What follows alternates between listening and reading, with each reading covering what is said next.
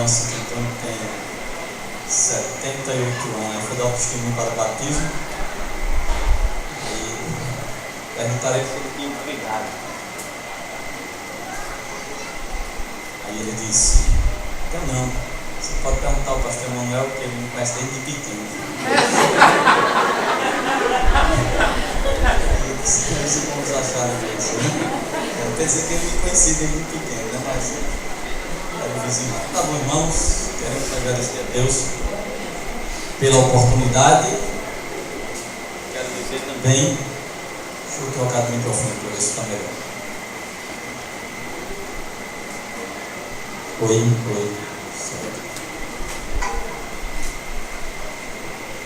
Eu agradeço a Deus. Piorou.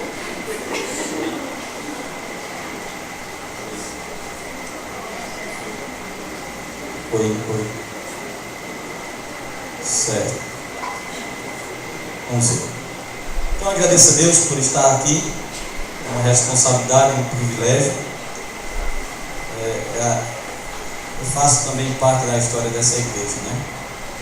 Eu vim morar aqui em 97, deixando a igreja batista onde eu me converti, a qual eu também sou pastor. A igreja era pequena, era conhecida como a igreja dos tijolos vermelhos, era aqui de lado, mas graças a Deus foi aqui que eu pude desenvolver mais no serviço cristão e também pude ver minha família conhecer Jesus, né? Como ele disse que tem um privilégio de ter um irmão pastor, como eu também tenho um privilégio de ter um irmão pastor, tá bom? Então, irmãos, segundo Crônicas, capítulo 14. Eu não gosto de demorar muito, né? Eu gosto de passar mais de 40 minutos pregando. Mas quero dizer, não é porque o tempo está avançado, eu só pego 40 minutos. Mas estamos precisando de uma reforma espiritual. Ainda bem que, às vezes tentar dizer que o relógio já estava apartado, mas está não. Mas muitas vezes quando o relógio fica lá atrás, tem alguns irmãos que é só olhando. Quando dá 9 horas, está na hora de terminar. Eu estava dizendo ao irmão hoje que eu estava lá na igreja, na congregação lá em Brejinho. Passou um homem bêbado e ele já frequentou lá. E ele disse: pastor, eu quero dizer um negócio ao senhor. Recebi nessa semana quase R$600, mas gastei tudo. Dei tudo a Satanás. Mas quando eu estava na igreja, eu devolvia somente 10% e gastava muito. E eu fiz uma analogia, irmãos. Nós estamos precisando tanto de uma reforma que muitas vezes, quando o horário passa de 9 horas, a gente tem que ir para casa. Mas muitas vezes nós não, antes de conhecer Jesus, a gente passava a noite numa festa. E no outro dia, muitas vezes, descansava um pouco e voltava de novo, quando a festa durava mais de uma semana. Precisamos ter prazer por Jesus. Ter prazer por Jesus. Então, segundo Crônicas, capítulo 14, versículo do 1 ao 5. Reforma espiritual, o que é necessário. E estamos utilizando uma reforma que houve na terra de Judá, sendo encabeçada pelo rei Asa, e vendo as atitudes daquele rei para se fazer uma reforma na sua terra, e vendo que isso é necessário também haver na nossa vida para haver uma reforma espiritual na nossa vida. Então, segundo Crônicas, capítulo 14, versículo do 1 ao 5, diz assim: Abias descansou com seus pais e o sepultaram na cidade de Davi. Em seu lugar reinou seu filho Asa, em cujos dias a terra esteve em paz 10 anos. Asa fez o que era bom e reto perante o Senhor seu Deus, porquanto aboliu os altares dos deuses estranhos e o culto nos altos, quebrou as colunas e cortou os postes ídolos. ordenou a Judá que buscasse ao Senhor, Deus de seus pais, e que observasse a lei e o mandamento. Também aboliu de todas as cidades de Judá o culto nos altos e aos altares do incenso, e houve paz no seu reino. Vamos orar. Amado Deus, estamos em Tua presença. Estamos agradecidos pelo que já podemos participar deste culto. Os hinos maravilhosos. E cremos, ó Pai, que o Senhor tem recebido como aroma suave, como sacrifício aceitável a Ti. Peço a Ti que nesse momento, Deus, o Senhor que conhece os nossos corações, que sonda, Senhor Deus, cada um de nós, que nada possa tirar nossa atenção neste momento, que o poder que a Tua palavra tem possa, Senhor Deus, transformar nossas vidas. Quero somente ser usado como instrumento, e a honra e a glória seja dada ao Senhor. Em nome de Jesus oramos. Amém. Então, amados irmãos, reforma espiritual que é necessária. Ontem nós falamos que para haver uma reforma espiritual, para assim melhor servir a Deus, é necessário primeiramente romper com o pecado. Versículo 3 diz isso, né? Asa, quando assumiu o reinado, aonde estava entregue à apostasia, à idolatria, o pecado reinava em Judá, a primeira coisa que ele fez, a primeira atitude, foi romper com o pecado. Ele tirou aquilo que tirava Deus da vida de Judá. Nós fizemos a aplicação da nossa vida. Precisamos romper com o pecado.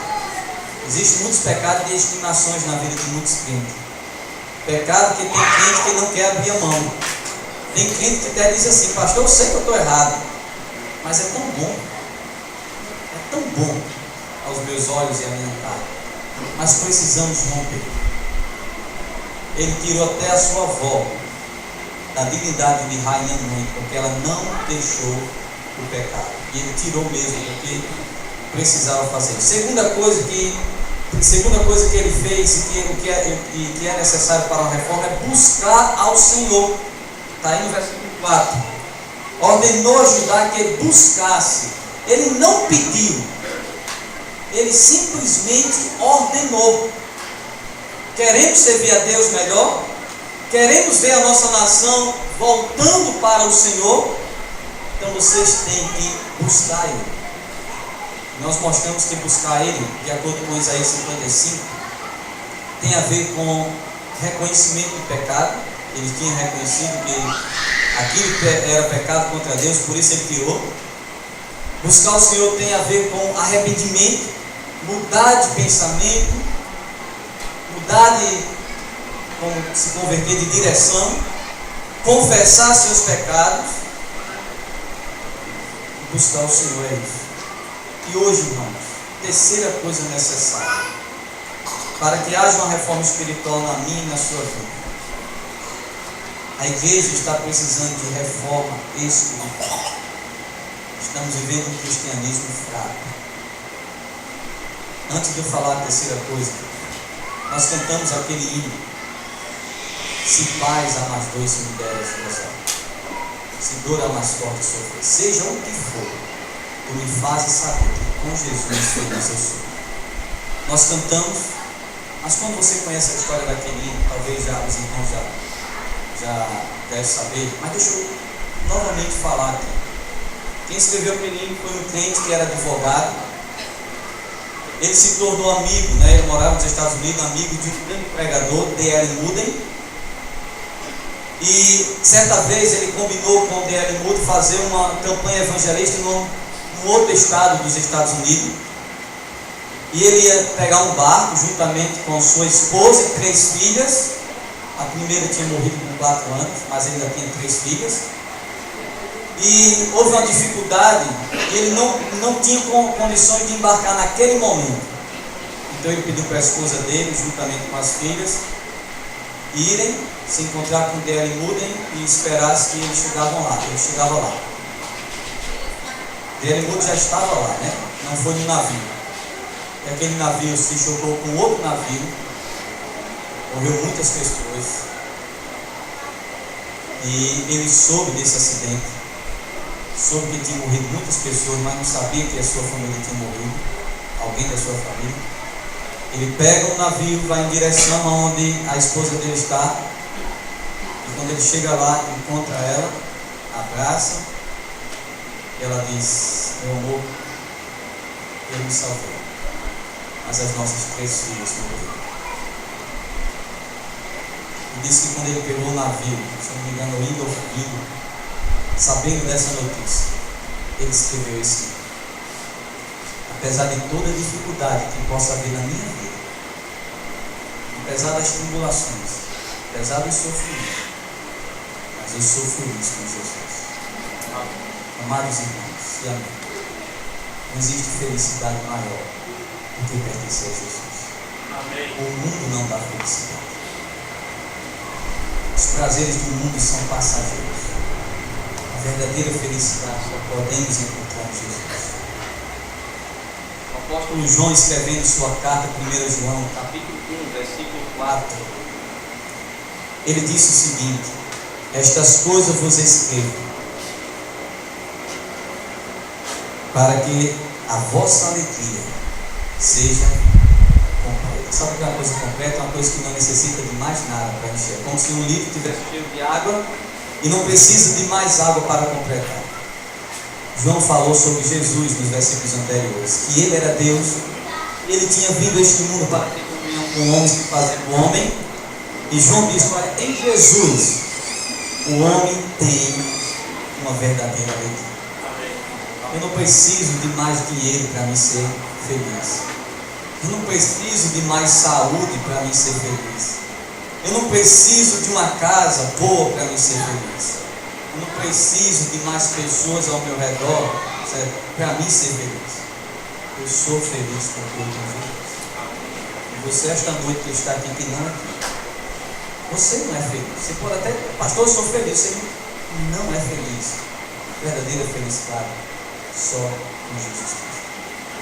Falamos também ontem que o crente que vive em pecado não tem alegria também.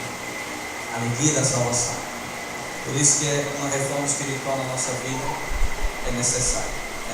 Terceira coisa, irmãos, para haver uma reforma espiritual na nossa vida, para que melhor possamos servir a Deus. Terceira coisa, ter uma vida centralizada na palavra de Deus. Olha o que diz aqui, versículo 4: ordenou a Judá que buscasse ao Senhor, Deus de seus pais. Ele ordenou não que somente buscasse, mas ele ordenou que observasse a lei e o mandamento. Observasse a palavra de Deus. Tivesse uma vida centralizada na palavra. Certa vez alguém disse que a única reforma verdadeira é aquela que procede da palavra de Deus. Não há reforma, irmãos, espiritual sem Bíblia. Não há transformação sem a palavra. A palavra de Deus é a única que tem o poder de transformar a vida de qualquer pessoa. Por isso que devemos pregar a palavra. Pregar a palavra. Alguém falou que os períodos e eras de decadência na história da igreja sempre corresponderam às épocas em que a pregação entraram em declínio, que as pessoas deixaram a palavra de Deus. Nós não estamos vivendo uma época, irmãos, fácil. Existem igrejas que não pregam mais a palavra. É palestras, é danças, o foco é música e mais músicas, que agrada ao homem. Pastor que muitas vezes não estuda, chega e dá qualquer coisa. E o povo está vivendo realmente uma fraqueza espiritual. E uma fraqueza espiritual. O alicerce de qualquer reforma espiritual realizada pelo Espírito Santo é o esclarecimento da palavra de Deus ao povo. Falei disso aqui. Em Provérbios diz: meu povo perece por falta de quê? Conhecimento. Então, irmãos, se queremos ter uma reforma espiritual na nossa vida, devemos ter uma vida centralizada na palavra. Na palavra. Capítulo 12. O avô de Asa, Roboão. Olha o que ele fez. Roboão já pegou um reino, que na sua época foi dividido, mas ele já pegou um reino enfraquecido no final da vida de Salomão. Roboão assume o reino. Com pouco tempo esse reino é dividido. Seu filho, Abias, continuou sendo desobediente a Deus. Mas olha aqui, irmãos, olha o que aconteceu. A razão por que Roboão teve um reino totalmente distante de Deus está aqui, versículo 1. Tendo Roboão confirmado o reino e havendo-se fortalecido, foi o que ele fez? Deixou a lei do Senhor, e com ele todo o Israel. Está aqui o declínio da nação de Judá. Está aqui a distância do homem de Deus. Abandonou. E os irmãos sabem que era uma obrigação de cada rei ter um reino centralizado na palavra. Antes mesmo de Israel ter rei, Deus já tinha ordenado a eles que no momento que eles tivessem um rei, esse rei deveria ter uma vida centralizada na palavra, para que assim pudesse ser bem sucedido. Nós encontramos Deuteronômio capítulo 14, deixa marcado aí, mas vá lá para Deuteronômio capítulo 17. O povo está na campina de Moabe, nas campinas de Moabe, está para entrar na terra prometida. Moisés relembra aquela nova geração as suas obrigações quando entrasse na terra. E Moisés fala em Deuteronômio capítulo 17 que no tempo de Deus, quando Deus desse um rei àquele povo, qual seria a obrigação desse rei? Deuteronômio capítulo 17, versículo 18, diz assim, também, Deuteronômio 17, 18, diz assim, também quando se assentar no trono, falando sobre o rei, o trono do seu reino, escreverá para si uma cópia desta lei no livro, do que está diante dos levitas e sacerdotes, e o terá consigo, e nele lerá alguns dias da sua vida. É assim? Todos os dias da sua vida. Para quê? Para que aprenda a temer o Senhor, o seu Deus, a fim de guardar todas as palavras desta lei e estes estatutos para os cumprir. E isto fará que o seu coração não se eleve sobre os seus irmãos e não se aparte do mandamento, nem para a direita, nem para a esquerda.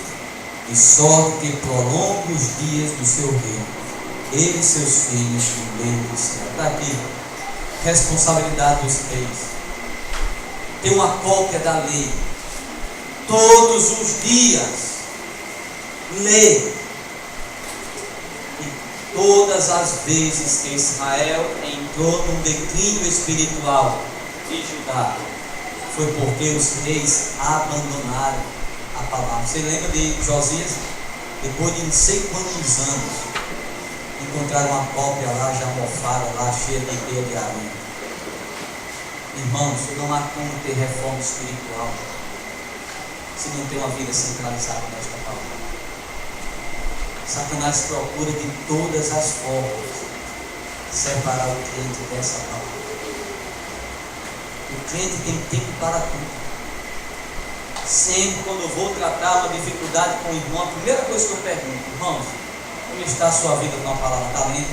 Estou não, pastor. Está aí o problema, irmão, não tem como. Eu posso até falar que não tem um passo de mágica. Não tem como eu falar uma fórmula sem a palavra, não tem. Leia a palavra, vive por meio dela e as coisas vão caminhar. Irmãos, olhando, voltando lá para 2 Crônicas, comecei a estudar sobre os reis de Judá. Porque 1ª e 2ª Crônicas são um livro que enfatiza os reis de Judá, o reino do norte, do sul. 1º e 2º Reis enfatiza os reis do sul, do norte, Israel. Então eu comecei a ler, analisar e vendo a vida de cada rei, com esse pensamento, com respeito a como eles tratavam a palavra. Não vou mencionar, mas todos os reis, começando por Roboão, que foram desobedientes à palavra, não foram um bom rei e levou Israel para distante de Deus. Todos os reis, houve um abandono da palavra. Mas todos os reis, que a palavra de Deus diz que foi bom e foi reto diante de Deus, todos os reis tiveram iniciado o seu reino centralizado na palavra. Você quer? Dá tempo para me falar aí, mas vou começar aqui com Asa. Ordenou a Judá que buscasse, que observasse a palavra, que analisasse. Observar não é somente ler, vamos estudar, analisar, examinar a palavra, para ver o que é que a palavra tem para nos dizer. Josafá, o seu filho, teve um avivamento, teve uma reforma também no seu reino. Capítulo 17, versículo 9, ele ordenou, pediu para que os levitas andassem por todas as cidades, para fazer uma coisa, versículo 9, ensinar em Judá, tendo consigo o livro da lei do Senhor, percorria todas as cidades de Judá e ensinava a quem? Ao povo. Josafá disse: não, seu filho, não vou falar de Asa, mas seu filho no final, não é preciso só começar bem, é preciso terminar bem. Ele desandou. Porque devemos ter cuidado, irmãos, para que as vitórias não tragam as sementes das futuras derrotas. Por isso que eu não estou fazendo a biografia de Asa, somente sua reforma. Mas ele declinou no final. Asa, Josafá, seu filho, começou a fazer uma reforma novamente. E a primeira coisa que ele fez, trouxe o povo de novo para a palavra. Porque, irmão, não há reforma espiritual sem Deus. Não há. Não vai me dar tempo aqui, mas Amazias 25, 3 e 4 iniciou bem, trazendo o povo para a palavra. Ele foi tomar uma decisão e disse: não, nós não vamos fazer isso, porque a Bíblia diz isso. Uzias 26 também, ele trouxe o povo à palavra. Jotão também fez isso no início, 27, 6. Ezequias fez isso, capítulo 31, do 3 a 4, e versículo 20. Josias fez isso, quando encontrou o livro da lei, leu para o povo caiu em plano, porque estava em desobediência a Deus. Amados irmãos, esses reis iniciaram bem, e nos momentos que eles foram bem, Judá caminhava bem, a nação ia bem. Não há como nós vivermos uma vida abençoada longe da palavra. Não há como sermos bem-sucedidos longe da palavra. Não há como ter as bênçãos de Deus distante desta palavra. Por isso que o alvo de Satanás sempre foi distanciar a palavra da igreja. Nós agradecemos porque Deus sempre conservou homens fiéis à palavra. Josué, capítulo 1, mostrando que quando vivemos pela palavra, somos bem-aventurados no que realizamos. Bem-aventurados no que realizamos. Josué, capítulo 1. Josué assume o trono, mas a liderança da nação. Josué está com medo, porque ele vai ser o substituto de Moisés. Não vai ser fácil para ele. Ele sabia o que Moisés tinha passado. Como é que eu vou assumir a liderança desse povo? Deus chega para ele e diz: vem cá, Josué, eu vou mostrar aqui como você vai ser bem sucedido. Olha, Josué, tu agrada o povo, tu dá o que o povo quer, tu permite que as pessoas chegam para ti. Josué, a gente pode fazer isso, tu vai deixando o povo fazer o que quiser, então tu vai ganhar esse povo. Deus não disse isso. Porque tem muitos pastores que, quando estão perdendo alguns membros, começam a querer novidade na igreja para os membros voltar. Por isso que tem igreja para todo tipo de gosto. É uma tristeza um negócio desse. Passou um endereço no repórter do SBT. Que você, não, eu não gostei dessa igreja porque ele fala assim, então vá para aquela igreja que você vai gostar. Deus não disse assim a Josué. Deus disse assim a Josué, para animar e fortalecer a vida de Josué, dizendo que ele vai ser bem sucedido também, como um líder daquela nação. E ele foi. Mas está aqui o segredo, irmãos, para sermos bem sucedidos. Capítulo 1, versículo 7 e 8. O Senhor disse a Josué: tão somente ser forte e muito corajoso, para teres o cuidado de fazer segundo toda a lei que meu servo Moisés te ordenou. Dela não se desvie nem para a direita nem para a esquerda, para que sejais bem sucedido por onde quer que andares. Não cesse de falar deste livro da lei, antes medita nele dia e noite, para que tenhas cuidado de fazer segundo tudo quanto nele está escrito. Então somente assim farás prosperar o teu caminho e serás bem sucedido. Aqui o segredo, amado, para qualquer reforma. Por isso que Asa fez isso. Ordenou o povo que observasse a palavra. Tiago, capítulo 1, 25, diz: mas aquele que considera atentamente na lei perfeita, lei da liberdade, e nela persevera.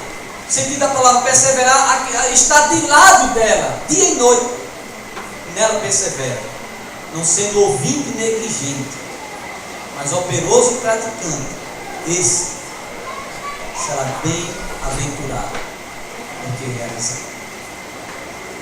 Irmãos, eu nunca vi, eu sou novo ainda, mas eu creio que nunca vou ver alguém bater a cara ou quebrar a cara por ter vivido por esta palavra. Porque o Deus dessa palavra é o Deus Todo-Poderoso. Amém. O Deus dessa palavra conhece o homem. Viver por meio da palavra dele, seremos bem-aventurados. O Salmo, capítulo 1, tem muitos textos, mas deixa eu somente ler esses três, porque realmente são textos que nos ajudam a refletir. O Salmo 1 diz assim: bem-aventurado o homem que não anda no conselho dos ímpios. Olha aí, conselhos que muitos querem nos dar. Não se detém no caminho dos pecadores, nem se assenta na roda dos escarnecedores.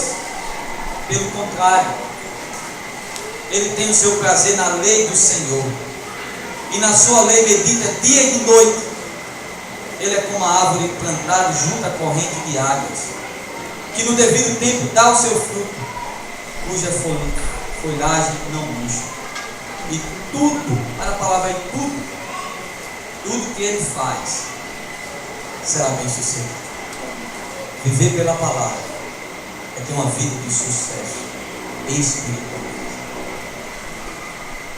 Não basta só reconhecer o pecado. É necessário não viver por esta palavra, dia após dia.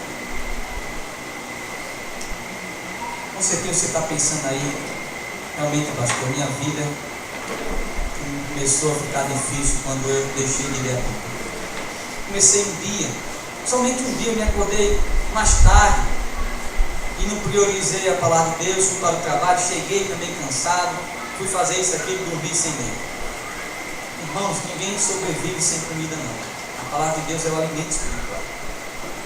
Um dia, 2 dias, 3 dias, está no declínio espiritual. Depois sem desejo de orar, depois sem querer vir mais à igreja.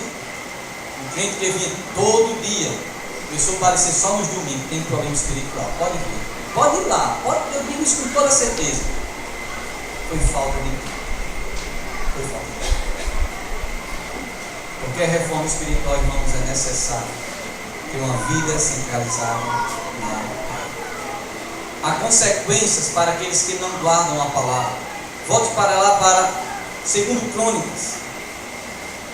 Um profeta lembrou a Asa que houve uma época em que o povo abandonou a palavra e as consequências foram grandes. E ele já sabia disso porque o seu pai tinha feito isso, o seu avô tinha feito isso. Mas esse profeta lembra uma época dos juízes, uma época em que não havia rei.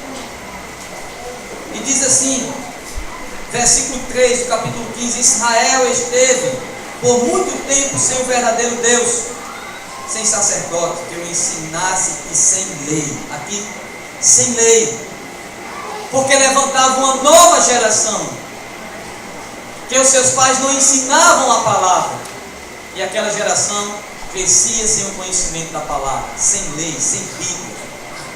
E não há como a nação ter sucesso sem a palavra. Não há como um ter sucesso sem a palavra. E ele diz: olha, mas quando na sua angústia eles voltaram ao Senhor, quer dizer, eles buscaram ao Senhor a palavra, Deus de Israel, e o buscaram, foi por eles achar. Naquela época não havia paz, mas depois Deus deu paz quando eles voltaram. Irmãos, há consequência. Não falta tempo em falar dessa época em Juízes. Você vê um resumo dessa época em Juízes, capítulo 2, versículo do 10 ao 15, que é justamente um resumo do que vai acontecer na época dos juízes, no livro de Juízes. Pode ver lá a dificuldade que eles não viveram pela palavra, que eles não obedeceram a Deus, o Senhor da palavra. Há consequência. Não há como a sua família ser bem sucedida se você, a sua família, não viver pela palavra. Não há como você ter sucesso em nada sem a palavra. Asa sabia muito bem isso. Buscar a palavra, irmãos, nos faz ser bem sucedido. Há bênção para aqueles que buscam a palavra. Capítulo 15. Quero só mostrar aqui algumas bênçãos que nós encontramos aqui, alguns resultados. Muita gente falou dos resultados, poderia ser os mesmos, né? Porque está tudo encaixado ali naquela reforma: paz, alegria, muitas coisas. Mas quero somente falar dos resultados aqui. Primeiro resultado, irmãos, quando nós obedecemos a palavra, primeiro resultado na vida da igreja, para aqueles que guardam a palavra, é ter realmente ânimo para lutar. Versículo 8 do capítulo 15. Ouvindo, pois, Asa estas palavras, palavra que veio de Deus, e a profecia do profeta, filho de Oded, cobrou ânimo para continuar a reforma. A palavra de Deus nos anima. O que é que o salmista diz? O salmista diz no Salmo 119, 7: a lei do Senhor é perfeita e faz o quê? Restaura a alma. Anima. Crente desanimado só tem como levantar ele pela palavra. Não pense, irmão, que você vai ser uma bênção de servir bem a Deus se rejeitar essa palavra. Não tem. Lá em Santo Antônio nós temos um irmãozinho novo convertido com 82 anos. Aqui os irmãos de Santo Antônio têm que saber. 82 anos, o nome dele é Cícero Paulo. Cícero Vicente. Ele não sabe ler. Ele assenta no primeiro ou no segundo banco. Escola dominical, para fazer a escola dominical é difícil. Porque pergunta, viu? Irmãos, nessa semana eu me acordava mais cedo para mim se preparar. E quando ele sabe que eu estou na igreja, ele vai lá e olha, a conversa demora, viu? Mas é só Bíblia. 82 anos, não sabe ler. Se você pegar a Bíblia dele, está toda marcada. Ele sabe onde é que está o livro tal, o versículo tal. Sabe de histórias, evangeliza mais do que todos lá. Só que é muito duro muitas vezes, né? Chega para uma pessoa e diz: se você não vai nascer de novo, vai para o inferno. Essa é a forma.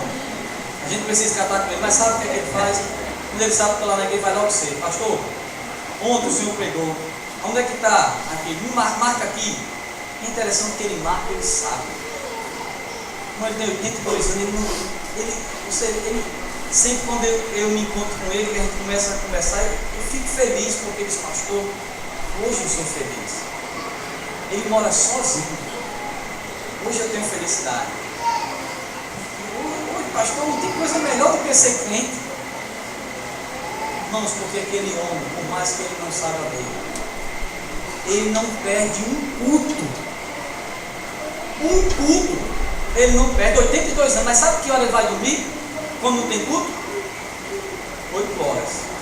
Quando não tem. Para você ver que o sono não é um obstáculo para ele. Ele vai dormir de 7 e 8 horas. Ele veio até comigo: pastor, que senhora vai dormir de 12, 1 hora. Faça isso não. Durma de 8 horas, porque ele dorme de 8 horas. Se levanta de 6 horas. Mas irmãos, ele vai para o culto. Nunca vi aquele homem dando um cochilo. Nunca vi. Eu nunca vi. Isso é verdade. Eu nunca vi aquele homem dando um cochilo. Pastor, o homem é prova. Nunca perdeu um culto, a não ser quando está doente. Irmãos, aquele homem é bem sucedido. Ele vive por essa palavra. Se aquele homem soubesse ler, eu fico pensando: Deus, se esse homem soubesse ler, eu não sei o que é que ele poderia fazer nesta cidade. Me dá uma tristeza, irmãos, para não estar de fora. Vejo irmãos que sabem ler, capacitados, terminaram faculdade, não sabem muitas vezes um versículo, não tem ânimo para trabalhar, falta disposição, se envolve com tantas coisas, porque são pessoas que não vivem por essa palavra, pessoas que não amam essa palavra. São pessoas que não valorizam essa palavra, que muitos deram a vida para que ela chegasse até nós. Há países, irmãos, que queria ter uma Bíblia dessa para poder ler, mas não tem. Mas nós vamos ser cobrados por isso. Pode ter certeza. Nós vamos ser cobrados por isso. Reforma espiritual. É preciso voltar para a palavra. Comece hoje, leia. Toma uma decisão na sua vida: lê a palavra todos os dias. Você vai ser uma bênção na igreja. Você vai trabalhar para o Senhor. Você vai ser um crente forte. Não tenho dúvida disso. Mas volte para a palavra. Volte para a palavra. Há ânimo para aquele que vive por essa palavra. Ânimo. Está desanimado de ler a Bíblia, você vai ficar animado. Há santidade para aqueles que guardam a palavra. Versículo 8, né? Ele comprou ânimo e ele continua a reforma. E no versículo do 8 ao 15, nos diz aqui que eles se consagraram ao Senhor. Houve santidade para aqueles que viveram pela palavra, que obedeceram o que Asa determinou. A santidade, a paz, a alegria para os que vivem pela palavra. Para falar sobre santidade, amados, D.L. Moody disse o seguinte: as escrituras não foram dadas para aumentar nosso conhecimento, mas para mudar nossa vida. Tem crente que estuda somente para querer conhecer. Tem crente que sabe muito mais do que eu. Tem crente que você diz: já sei, pastor. Mas essas escrituras não foram dadas para aumentar nosso conhecimento, mas para mudar nossa vida. Certa vez ele disse também, essa frase é dele: ou este livro me afasta do pecado, ou o pecado me afasta deste livro. Aqui, ou esse livro vai te afastar do pecado, ou o pecado vai te afastar desse livro. A escolha é nossa, amados irmãos, em nos apegarmos a essa palavra, amar esta palavra, e ser uma bênção nas mãos de Deus. Mas se você escuta essa palavra, escutou ontem, vai escutar amanhã, aí não vai mudar na sua vida. Lembra daquela ilustração que contamos ontem? Você vai ficar no meio do muro, aquele muro tem dono, é do diabo, porque para Deus não existe meio termo. Você é uma bênção comigo, quem ajunta, quem comigo não ajunta, isso. Amém. Viva por essa palavra que ela tem o poder de mudar qualquer vida. Eu quero falar aqui uma história, não sei se é verdadeira, creio eu que sim. Tem como tema: a palavra não volta vazia, de Isaías. Fala de um menino, de um recém-convertido, que ele tinha um grande desejo de pregar o Evangelho, mas ele não conseguia vencer a timidez, ele era tímido. Julgava com acerto que a primeira vez sempre é difícil, depois seria mais fácil. Com esse pensamento, dispôs-se a fazer uma experiência inédita. Penetrou numa floresta com a Bíblia na mão. Leu o texto de Apocalipse 3:20. Eis que estou à porta e bato. Se alguém ouvir a minha voz e abrir a porta do seu coração, entrarei na sua casa e harei com ele comigo. É para a igreja, mas se aplica também para aqueles que não são. Ele leu esse texto, orou em voz alta e pregou. Somente ele, no meio de uma floresta. Não se preocupou com as palavras, deixou que elas fluíssem naturalmente, conforme é a promessa do Senhor. Quando acabou a pregação, fez o apelo. Queria dar em tudo o maior cunho de autenticidade. E ele fazendo apelo, Jesus está oferecendo nesta tarde uma oportunidade a quem queira aceitá-lo. Quem quiser, dê um sinal. Levante a sua mão. Repetidamente, irmão, surge de entre as árvores, com as mãos levantadas, chorando, um criminoso foragido da cadeia local. Estava escondido e ouviu a pregação. Confessou: eu recebo Jesus como Deus Senhor e um Deus Senhor. A palavra de Deus tem poder. Não precisa médicos. Pregue a palavra. O Evangelho é o poder de Deus para transformar qualquer vida. O Espírito de Deus usa a palavra de Deus para transformar o homem. A palavra de Deus é o instrumento pelo qual o Espírito de Deus transforma qualquer pessoa. Pode transformar a vida de qualquer um. Não existe reforma espiritual sem palavra. Se você quer servir bem a Deus, então, tem uma vida sincronizada nessa palavra. E você vai ver o que Deus vai fazer na sua vida. Vamos orar. Amado Deus precioso, eu quero te agradecer, Senhor Deus, pelo teu Espírito Santo que falou através de mim. Quero te agradecer por esse tesouro tão precioso que é a tua palavra. Ela pode transformar qualquer vida. Não importa o que o homem fez, o que ele faz, quem ele é, ela tem o poder de transformar. E venha fazer isso esta noite. Quantos irmãos estão orando? Você que está aqui que não é crente. Você não está aqui não foi por um acaso, não. Você está aqui porque foi Deus que trouxe você aqui. E Ele trouxe para que você ouvisse essas palavras. Ele trouxe porque Ele ama você. Ele trouxe porque Ele deu seu Filho para morrer por você. Ele trouxe você aqui porque Ele quer salvar a sua vida. Ele quer livrar você do inferno. Ele quer te levar para o céu. A fé vem pelo ouvir, o ouvir da palavra. Mas você tem que corresponder com esta palavra. Você corresponde quando você reconhece que é um pecador. Quando você corresponde com esta palavra, quando você reconhece que Jesus morreu por você. Você corresponde com esta palavra quando você entregue a sua vida a Ele com o coração arrependido, recebendo Ele como Senhor e Salvador da sua vida. E a Bíblia diz que no momento que o homem toma essa decisão, a Bíblia diz que Deus perdoa os seus pecados, entra no seu coração, dá uma nova vida a esse homem e dá a certeza de um dia morar com Jesus no céu. Se você que está aqui que não é crente, eu não vou insistir, porque não é Deus que perde se você rejeitar Ele, quem perde é você. Na verdade você já está perdido, porque a Bíblia diz que todos os pecados separados estão da glória de Deus.